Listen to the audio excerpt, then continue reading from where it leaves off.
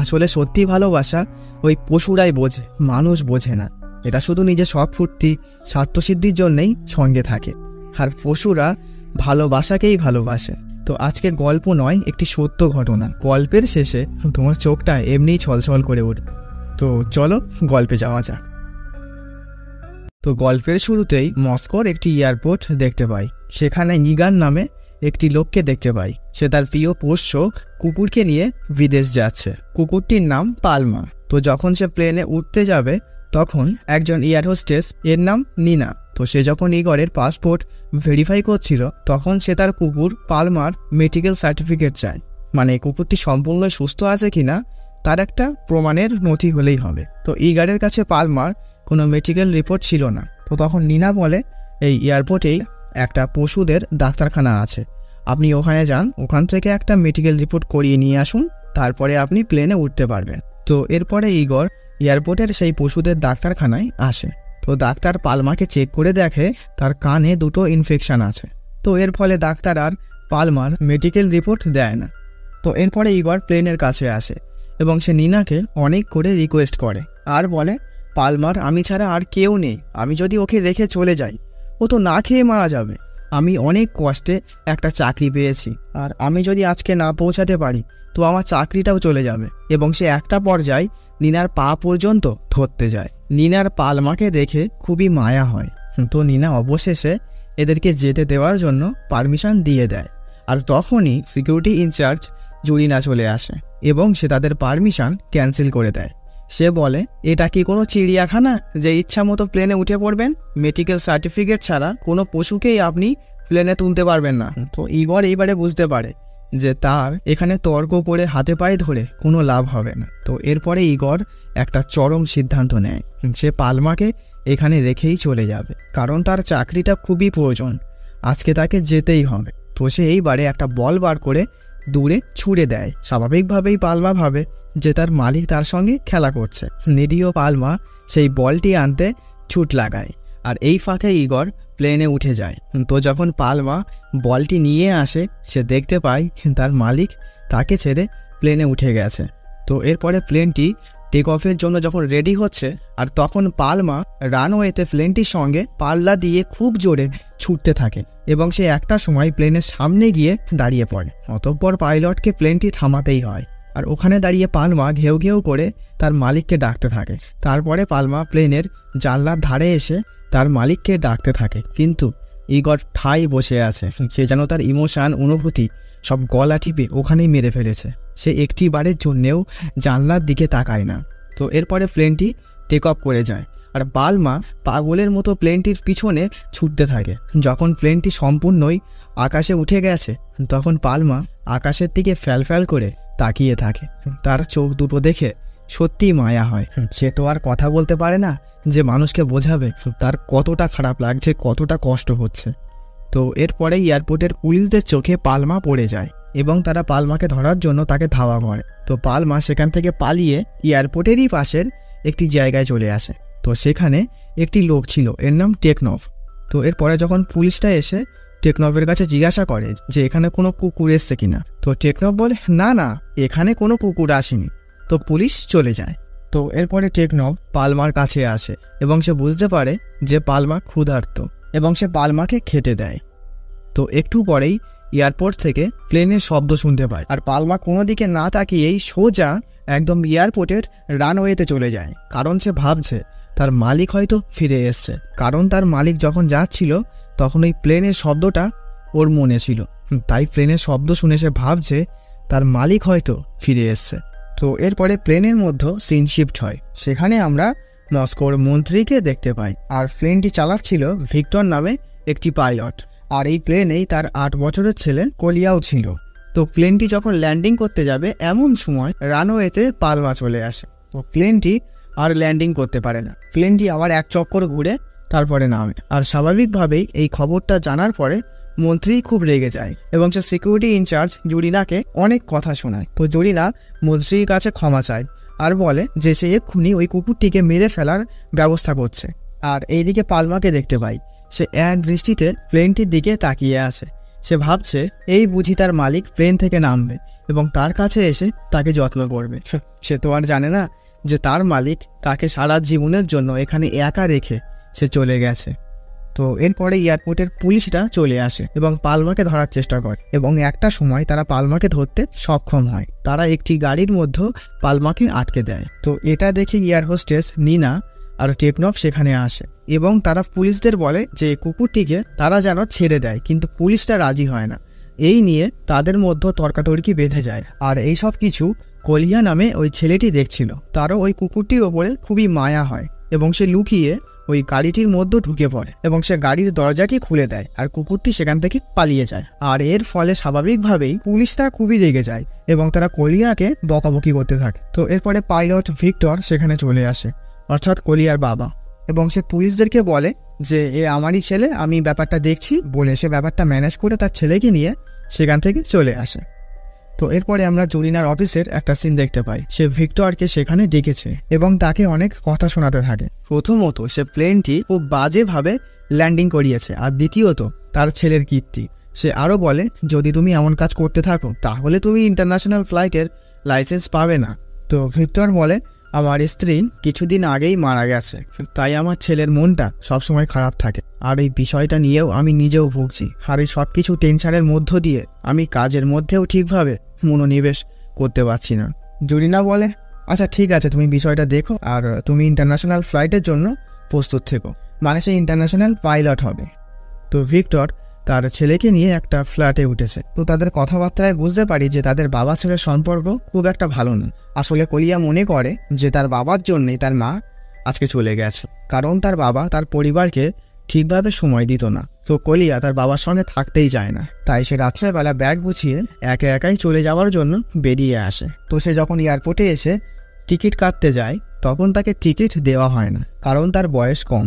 তো কলিয়া এইবার একটা বুদ্ধি বার করে, সে একটা কাপেলের সঙ্গে ওদের ছেলে হিসাবে প্লেনে উঠতে যায়, কিন্তু এয়ার হোস্টেস তাকে আটকে দেয়। তো তারপরেও কলিয়া প্লেনের চাকার ওখানে একটা কম্পার্টমেন্টে লুকিয়ে পড়ে, কিন্তু তখনই সেখানে পালমা এসে তাকে ডাকতে থাকে। তো কলিয়া এইবারও ধরা পড়ে যায় এবং সে সেখান থেকে পালিয়ে যায়। তো পরের দিন সকালে দেখতে পাই কলিয়া আর পালমা শুয়ে আসেন, মানে যেখানে টেকনাফ থাকতো ওখানে। তো ভিক্টর তার ছেলেকে নিতে আসেন, কিন্তু সে যেতে চায় না। তো এরপরে ভিক্টর রেগে গিয়ে কলিয়াকে বকতে থাকে। তখন পালমাও ভিক্টরের দিকে তেড়ে আসে। তো টেকনাফ ব্যাপারটা সামলে বলে আপনি চলে যান, আপনার ফ্লাইটে দেরি হয়ে যাচ্ছে, আর আপনি যখন ফিরে আসবেন তখন কলিয়াকে আপনি নিয়ে যাবেন, কলিয়া ততক্ষণ আমার কাছেই থাক। পরের সিনে দেখতে পাই এয়ার হোস্টেস নিনাও টেকনাফের এখানে চলে এসছে।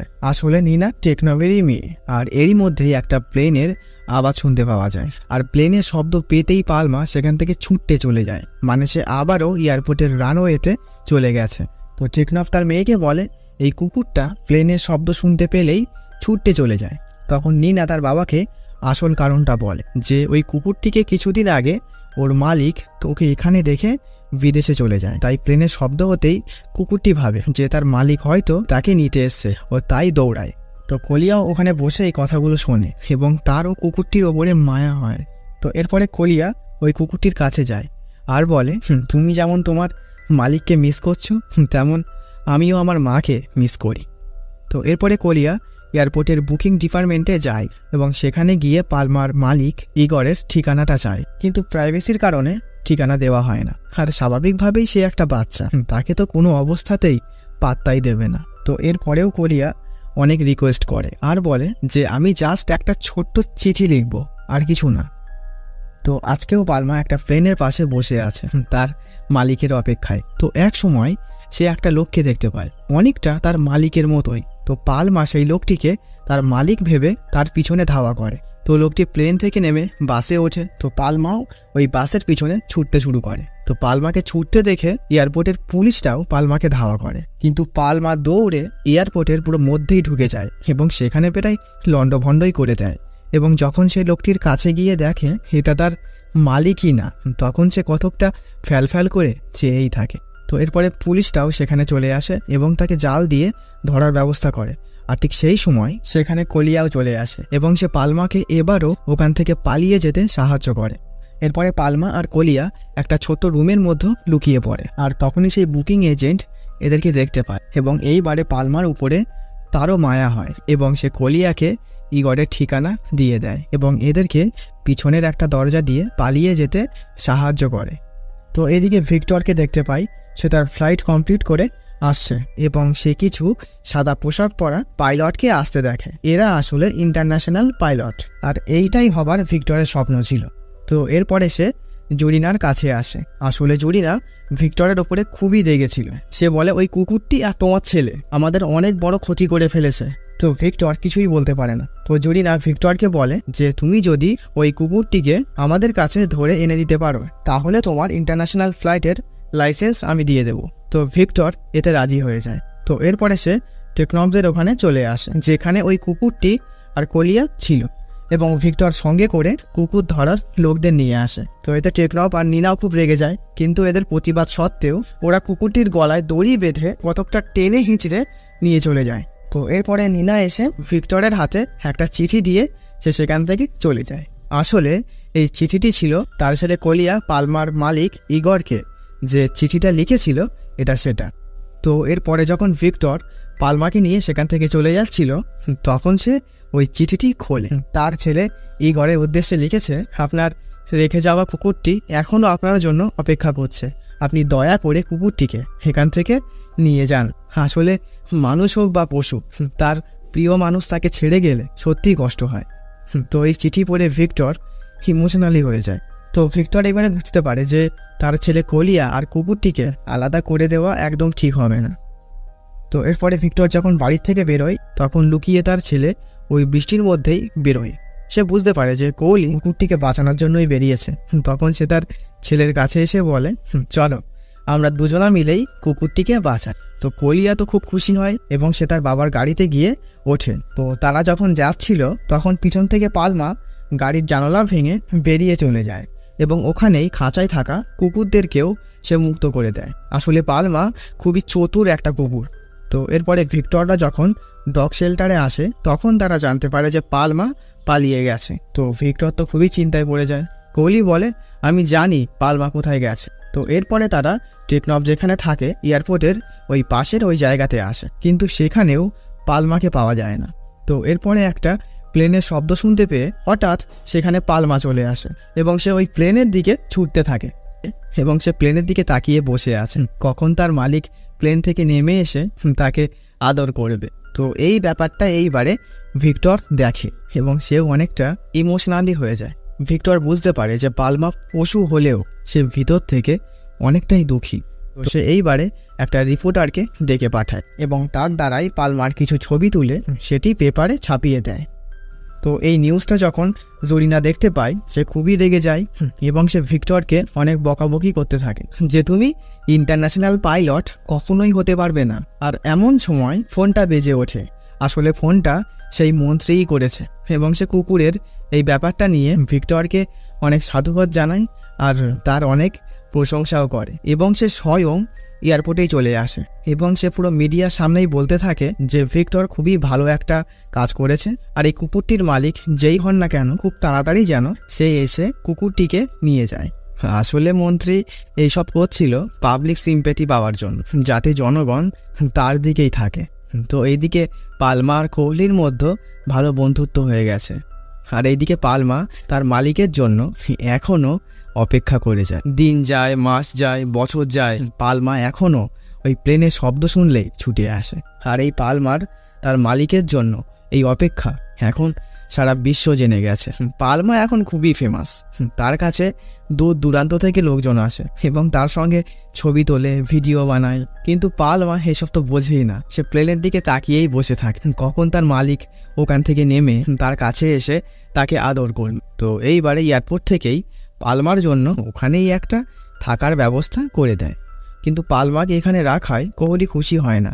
সে ভেবেছিল যে পালমাকে তার সঙ্গেই রাখবে, কিন্তু সে তো ছোট, তার কথা কেই বা শুনবে। তো পালমা এখন খাওয়া দাওয়াই ছেড়ে দিয়েছে, সে সব সময় শুয়েই থাকে, সে শুধু তার মালিকের জন্যই বসে আছে। তো এইভাবে কিছুদিন কেটে যায়। পালমা মন খারাপ করে পড়ে থাকার ফলে, না খাওয়ার ফলে সে এখন অনেকটাই অসুস্থ হয়ে পড়েছে। তো পালমার এই অবস্থা দেখে ডাক্তারকে ডাকা হয়। তো সে পালমাকে চেক করে বলে যে পালমা ডিপ্রেশনে চলে গেছে। কুকুরটির মালিক যদি খুব তাড়াতাড়ি না আসে তবে কুকুরটিকে আর বাঁচানো যাবে না। তো এরপরে একদিন খুব বৃষ্টি হচ্ছিল, আর পালমা ওই খোলা জায়গাতেই শুয়েছিল। তো কোহলি তাকে নিতে আসে। সে পালমাকে বলতে থাকে, পালমা বাড়ি ফিরে চলো, এই বৃষ্টিতে ঠান্ডা লেগে তুমি এবারে হয়তো মরেই যাবে। কিন্তু পালমা ওখানে ওই একইভাবেই শুয়ে থাকে। মানে পালমা কতকটা পণই নিয়েছে যে তার মালিক না আসা পর্যন্ত সে এখান থেকে 1 ইঞ্চিও নড়বে না। তো এরপরে কলিয়া খুব রেগে যায়। সে বলতে থাকে, কেন শুধু আমার জীবন থেকেই আমার প্রিয় মানুষগুলো হারিয়ে যায়? তুই যদি আমার জীবন থেকে আমার মায়ের মতো হারিয়ে যাওয়ার চেষ্টা করিস না, আমি কখনোই হতে দেব না। বলে সে তার গায়ের জ্যাকেটটি খুলে পালমার গায়ে পরিয়ে দেয় এবং সে ওই ঝড় বৃষ্টির রাতেই পালমাকে জড়িয়ে ধরে ওখানেই শুয়ে থাকে। তো পরের দিন সকালে কলিয়া পালমাকে ধরে তার বাড়িতে নিয়ে আসে। তো পালমা ঘরে আসতেই সবাই খুশি হয়। টেকনফ আর নিনাও সেখানে ছিল। কিন্তু এই খুশির মুহূর্ত বেশিক্ষণ স্থায়ী হয় না। ভিক্টরের কাছে একটা ফোন আসে। সে জানতে পারে যে ওই কুকুরটি মানে পালমার মালিক পালমাকে নিয়ে যেতে আসছে। তো এটা শুনে ওখানকার সবাই আপসেট হয়ে যায়, কারণ এই কদিনে পালমাকে তারা খুবই ভালোবেসে ফেলেছে। তারা পালমাকে হারাতে চায় না, কিন্তু তারা যে নিরুপায়। ভিক্টর আর কলিয়া পালমাকে নিয়ে এয়ারপোর্টে চলে আসে। তো মন্ত্রীও সেখানে ছিল। তো সে পুরো মিডিয়াকেই ওখানে ডাকে, কারণ মানুষের ইমোশনালি সিম্প্যাথি পেতে হবে না। তো এরপরে ইগর প্লেন থেকে নামে, কিন্তু এইবারে পালমা আর ছুটে যায় না। সে মালিকের দিকে ফ্যাল করে চেয়ে আছে। তো কলিয়া তার কষ্ট ভরা বুক নিয়ে পালমাকে তার মালিকের হাতে দিয়ে সে সেখান থেকে চলে আসে। তো ভিক্টর এই ব্যাপারটা দেখে। তো এরপরে সে ইগরকে সাইডে ডেকে বলে যে সে কিছু টাকার বিনিময়ে যেন পালমাকে এখানে রেখে যায়।